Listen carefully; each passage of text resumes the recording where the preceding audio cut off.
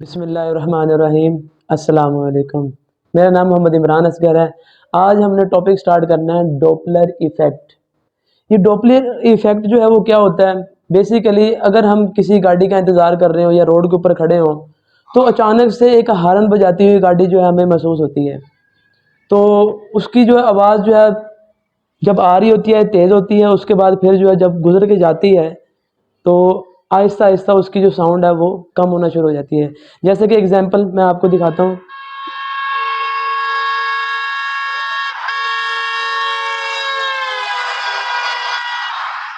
दोबारा से मैं रिप्ले करता हूँ इसके साउंड को।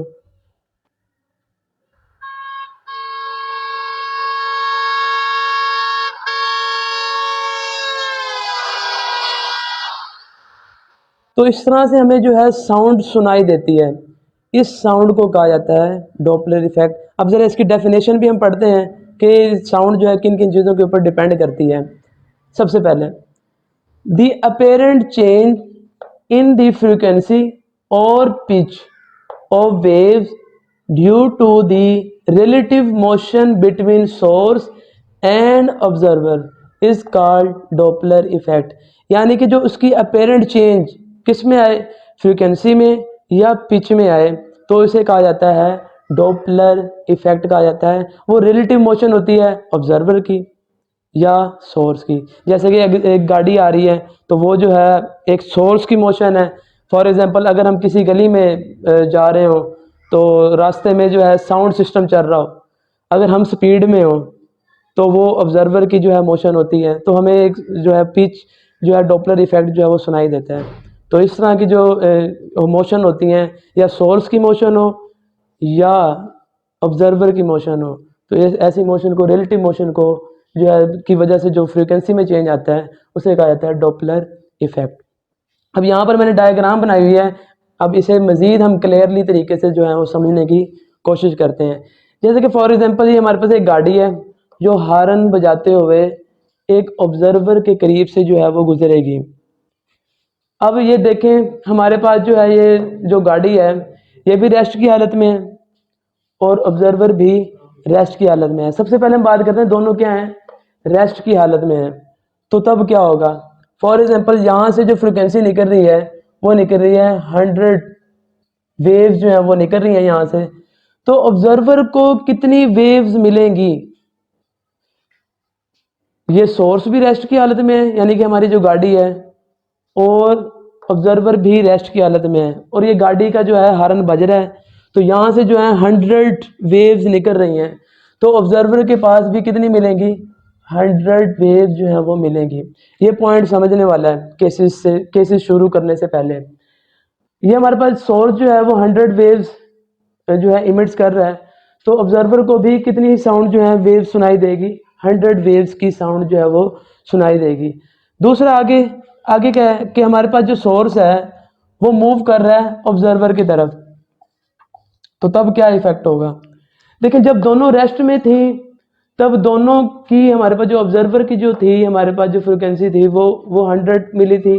क्यों? क्योंकि सोर्स जो है वो 100 वेव जो है वो इमिट कर रहा था।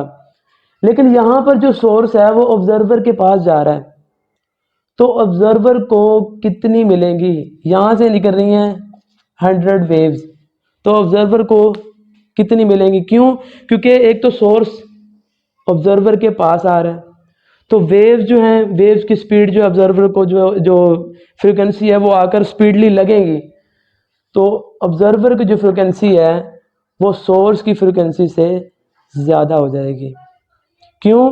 क्योंकि जो सोर्स है वो मूव करते हुए ऑब्जर्वर की तरफ आ रहा है, तो ऑब्जर्वर की जो फ्रिक्वेंसी है वो ज़्यादा हो जाएगी। लेकिन जब वेव्स आकर लगेंगी तो उसकी जो फ्रिक्वेंसी है ऑब्जर्वर की, जिस फ्रिक्वेंसी को कहा जाता है अपेरेंट फ्रिक्वेंसी, वो क्या हो जाएगी? बढ़ जाएगी। किससे? 100 वेव्स की फ्रिक्वेंसी से। ये वाली जो ऑब्जर्वर की जो फ्रिक्वेंसी है, फ्रिक्वेंसी ऑफ ऑब्जर्वर, वो ग्रेटर देन हो जाएगी 100 हर्ट्ज। जो सोर्स की जो वेव्स आ रही हैं उनकी जो फ्रिक्वेंसीज हैं, इसे हर्ट्ज कह देते हैं, तो इससे क्या हो जाएगी? ग्रेटर देन हो जाएगी। उसके बाद जब जो ऑब्जर्वर है वो जब मूव करेगा सोर्स की तरफ फिर भी क्या होगा, देखें वहाँ से इमिट्स निकल रही हैं, यहाँ से 100 वेव्स जो है वो निकल रही हैं, तो उस दौरान भी जो है सोर्स की जो है ऑब्जर्वर की जो फ्रिक्वेंसी है वो क्या हो जाएगी, बढ़ जाएगी। कैसे, जब ये इसके करीब जाएगा तो इसकी फ्रिक्वेंसी जो है वो क्या होगी, जो फ्रिक्वेंसी की जो वेव्स हैं वो जब आदमी को लगेंगी तो इसकी फ्रिक्वेंसी क्या हो जाएगी, बढ़ जाएगी। तो इस कंडीशन में भी इन दो सूरतों में जो हमारे पास जो अपेरेंट फ्रिक्वेंसी है, जो ऑब्जर्वर की जो फ्रिक्वेंसी है वो क्या हो जाएगी, बढ़ जाएगी। बात क्लियर हुई। आगे हम केसेस के बारे में बात करते हैं। अगर ये टॉपिक आपको क्लियर हो गए हैं तो मुझे नहीं लगता कि केसेस में आपको कोई मसला होगा। आगे हम केसेस के बारे में पढ़ते हैं जी। केस नंबर 1 है when observer move toward the stationary source, कि हमारे पास एक सोर्स है जो स्टेशनरी है। स्टेशनरी देखिए वेव्स भी क्या निकल रही हैं, उनकी जो वेव लेंथ है वेव्स की वो क्या है, सेम है। तो क्या होगा कि एक ऑब्जर्वर जो है वो किसकी तरफ मूव कर रहा है, सोर्स की तरफ मूव करेगा, तो फ्रीक्वेंसी में क्या फ़र्क आएगा, तो वो हमने फ्रीक्वेंसी जो है वो फाइंड आउट करनी है। आपको सबसे पहले तो फार्मूला याद होना चाहिए कि फार्मूला हमारे पास क्या है, v is equal to f lambda. तो f हमारे पास क्या होगा, v ओवर लैम्डा। अब एक ऑब्जर्वर जो है वो स्टेशनरी सोर्स के पास जो है मूव करता हुआ जा रहा है, तो इस ऑब्जर्वर की जो अपेरेंट फ्रिक्वेंसी है वो हम कैलकुलेट करना जा रहे हैं। लेट हम कह देते हैं कि हमारे पास जो ऑब्जर्वर है वो a है, तो ऑब्जर्वर की जो फ्रिक्वेंसी है वो क्या होगी, f a equal to v plus u naught. ये हमारे पास क्या है, देखें हमारे पास जो इसमें जो वेव्स निकल रही हैं उसकी फ्रिक्वेंसी इस तरफ है और ऑब्जर्वर भी इस तरफ मूव कर रहा है तो इसकी फ्रिक्वेंसी भी इसी तरफ है, तो दोनों की जो डायरेक्शन है वो अपोजिट है। तो हम इन दोनों को क्या कर लेंगे, ऐड कर लेंगे, तो total relative velocity of observer and source, observer and source की जो वेलोसिटी आती है वो क्या आएगी, v plus u naught over lambda, ये वाला जो लैम्डा है। ठीक है, अब हमने क्या करना है, लैम्डा, लैम्डा क्या होगा हमारे पास, वो हमारे पास बराबर होता है, यही से आप निकाल लेंगे लैम्डा की वैल्यू। लैम्डा क्या होगा, lambda equal to v over f. अब इस लैम्डा की जगह हमने क्या करना है, v ओवर एफ की वैल्यू को पुट कर देना है। जैसे पुट करेंगे तो f ऊपर चला जाएगा, तो हमारे पास क्या आएगा, v plus u naught over v। तो v plus u naught over v ये हमारे पास क्या है, ग्रेटर देन 1 है। ग्रेटर देन 1 होने की वजह से हम ये कहेंगे कि हमारे पास जो अपेरेंट फ्रिक्वेंसी है वो ग्रेटर देन हो जाएगी किसकी, सोर्स की फ्रिक्वेंसी से। क्यों, क्योंकि ऑब्जर्वर जो है वो मूव कर रहा है सोर्स की तरफ, जैसे कि मैंने पहले आपको बताया था वही, यानी कि एफ ए जो है वो ग्रेटर देन होगा सोर्स की फ्रीक्वेंसी से। उसके बाद केस नंबर 2 है हमारे पास, observer move away from the stationary source.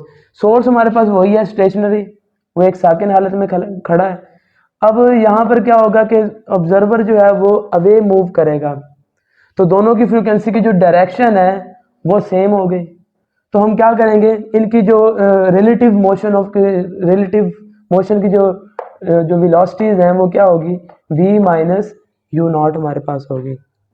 तो वही हमने फ्रीक्वेंसी का फार्मूला लगाना है। फ्रीक्वेंसी का फार्मूला क्या था, f equal to v over lambda. ये v बेसिकली क्या है, relative motion of source and observer. अब यहाँ पर हमने वैल्यू पुट कर देनी है v minus u not. v minus u not क्यों है, क्योंकि दोनों की डायरेक्शन क्या है, सेम है। जैसे कि एग्जांपल दूं मैं आपको कि एक दो जो है वो हमारे पास क्या है, गाड़ी हैं, उनकी क्या हुई है, रेसिंग हुई है। एक ये वाली गाड़ी है, इसे ए कह देते हैं, और एक ये वाली गाड़ी है, इसे हमने बी कह दिया। दोनों को मूव करवाया, तो हमारे पास जो है ये बी वाली गाड़ी जो है वो पहले मूव कर पहले पॉइंट पर पहुंच जाएगी, जिस पॉइंट पर फाइनल पॉइंट पर पहुंचना होगा। ये वाली जो है बाद में पहुंचेगी, तो हमारे पास जो क्या होगी, वी बी माइनस कर देंगे वी ए, यानी कि वेलोसिटी ऑफ जो गाड़ी की जो बी वाली जो वेलोसिटी है v b minus v a हमारे पास जो है आ जाएगा। तो इसी तरह से जो है हमने v माइनस यू नॉट जो है हम वो ले लेंगे।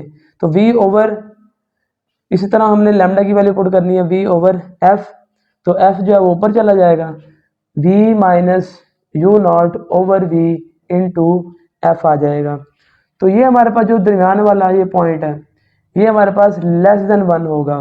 क्यों? क्योंकि हमारे पास जो ऑब्जर्वर है ये अवे मूव कर रहा है सोर्स से, जो है वो अवे मूव करेगा, तो इसलिए जो है इसकी फ्रीक्वेंसी जो है वो क्या हो जाएगी, सोर्स की फ्रीक्वेंसी से कम हो जाएगी और वो क्या होगी, लेस देन 1 होगी। तो एफ बी जो है वो लेस देन जो है वो सोर्स की फ्रीक्वेंसी से कम हो जाएगा। अपीरेंट फ्रीक्वेंसी जो है वो सोर्स की फ्रीक्वेंसी से कम हो जाएगी। Case number 3, when source move toward the stationary observer.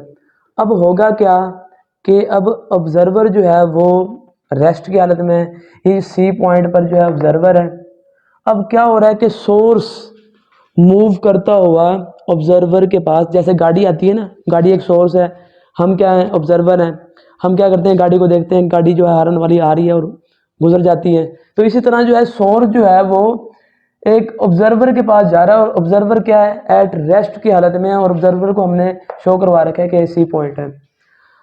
अब ऑब्जर्वर इस तरफ मूव कर रहा है, जब ये ऑब्जर्वर इस तरफ मूव करेगा तो इसकी वेवलेंथ क्या होना शुरू हो जाएगी, कम होना शुरू हो जाएगी। पॉइंट डी पर जो है वेवलेंथ बढ़ना शुरू हो गई है। क्यों? ऑब्जर्वर जो है उस तरफ जा रहा है सी पॉइंट की तरफ, डी वाली साइड पे जो वेवलेंथ है वो बढ़ना शुरू हो जाएगी, सी वाली साइड पे जो वेवलेंथ है वो क्या होना शुरू होगी, कम होना शुरू होगी। क्यों?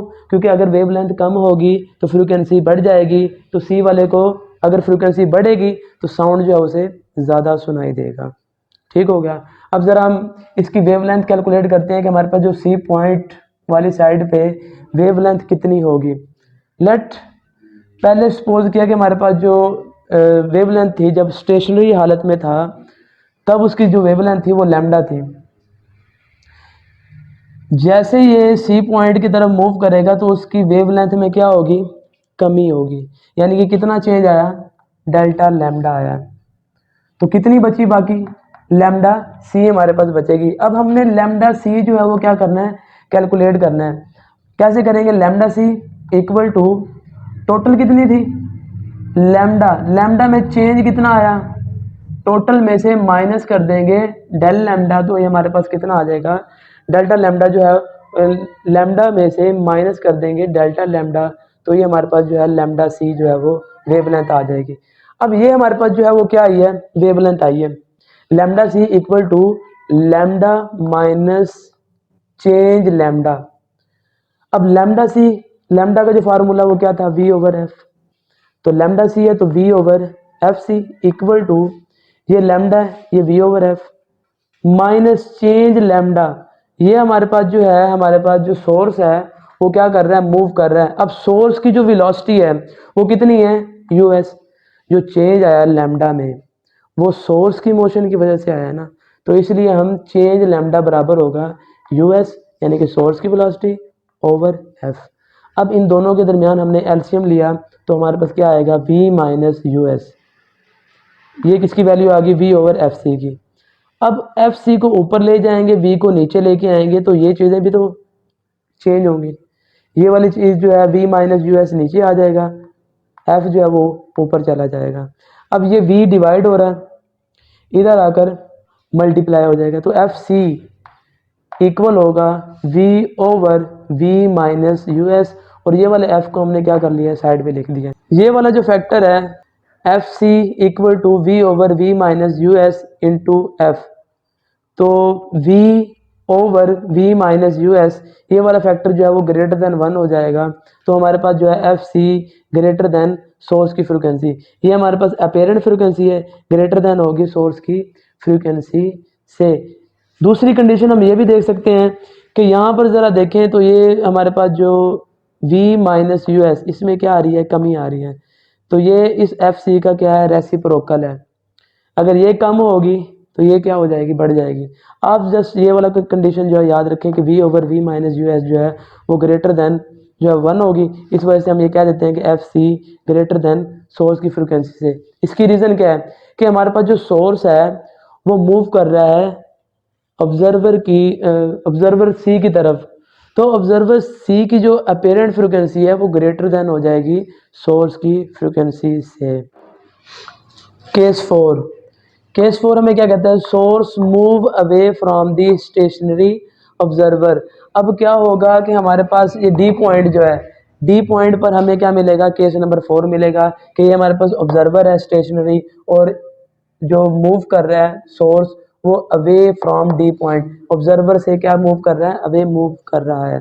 तो यहाँ पे ज़रा गौर कीजिएगा, जो हमारे पास जो सोर्स है वो सी की तरफ मूव कर रहा है, तो इसके दरमियान जो वेवलेंथ है वो क्या हो गई है, बढ़ गई है। वेवलेंथ जो है वो क्या हो गई है, बढ़ गई है। वेवलेंथ में जो चेंज आया है वो बढ़ गया है। अब इनिशियली जो वेवलेंथ थी जब स्टेशनरी सोर्स था तो तब लैम्डा थी, अब चेंज कितना आया, चेंज लैम्डा, हमारे पास इतना चेंज लैम्डा आ गया। तो लैम्डा डी की वैल्यू क्या आ गई, लैम्डा में जमा कर देंगे चेंज लैम्डा, तो ये हमारे पास जो है वेवलेंथ आ जाएगी जो डी पॉइंट पर, डी यानी कि डी ऑब्जर्वर पर जो वेवलेंथ पहुंच रही होगी सोर्स की, तो वो हमारे पास आ जाएगी lambda d equal to lambda plus change in lambda. तो हमने वही इक्वेशन जो है यहाँ पे लिख ली। अब लैम्डा डी का फार्मूला क्या, v over f d, lambda हमारे पास वी ओवर एफ, इसी तरह change in lambda u s over f हमारे पास आ जाएगा। एलसीएम लेते हैं, एलसीएम हमारे पास f v plus u s आ जाएगा। उसके बाद हमारे पास जो v ओवर एफ डी बराबर आ जाएगी v plus u s over F, F D को ऊपर करेंगे तो ये वाली साइड भी क्या होगी, ऊपर होगी, f over v plus u S, F D over v आ जाएगी। तो एफ डी हमारे पास क्या आएगा, ये v डिवाइड हो रहा है, उधर जाकर मल्टीप्लाई आ जाएगा, तो v over v plus u s into F को हम बाहर लिख देंगे। अब ये वाला फैक्टर जो है वो लेस देन 1 होगा, जिसकी वजह से हम ये कह सकते हैं कि एफ डी फ्रिक्वेंसी जो है वो सोर्स की फ्रिक्वेंसी से कम हो जाएगी, यानी कि अपेरेंट फ्रिक्वेंसी लेस देन हो जाएगी सोर्स की फ्रिक्वेंसी से। उसकी रीज़न क्या है कि हमारे पास जो सोर्स है वो अवे मूव कर रहा है ऑब्जर्वर से, इसकी वजह से जो ऑब्जर्वर की जो अपेरेंट फ्रिक्वेंसी है वो क्या हो जाएगी, लेस हो जाएगी। आई होप आपको ये टॉपिक क्लियर हुआ होगा। अगर कोई मसला मसाइल है तो लाजमी आप कमेंट बॉक्स पे शेयर कीजिएगा। ओके, अल्लाह हाफिज़।